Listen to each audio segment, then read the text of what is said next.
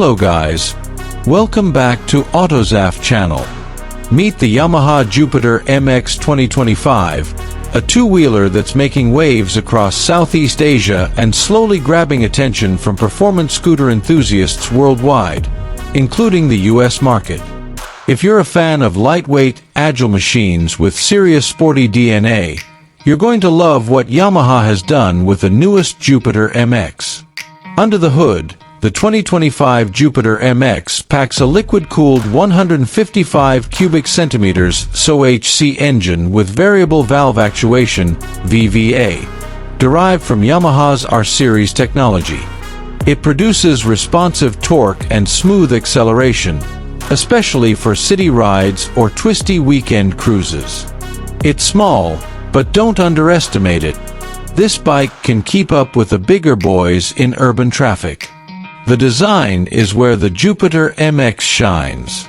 Sleek lines, sharp fairings, LED lighting, and an aggressive stance make it look more like a mini sport bike than a commuter. The digital instrument cluster is fully updated, giving riders real-time data with a clean, modern interface. The new color schemes are bold and futuristic, appealing to a younger crowd or anyone who likes to stand out. Yamaha also prioritized ride quality. With a new chassis geometry and better suspension tuning, the Jupiter MX feels planted in corners and stable at higher speeds.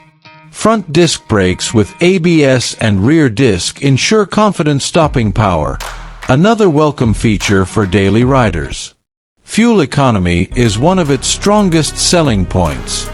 Riders can expect up to 90 miles per gallon, 38 kilometers per liter, under mixed conditions. Combine that with its lightweight build and ease of use, and you've got a machine that's both practical and fun, ideal for students, urban commuters, or delivery riders wanting performance without bulk. What about the price?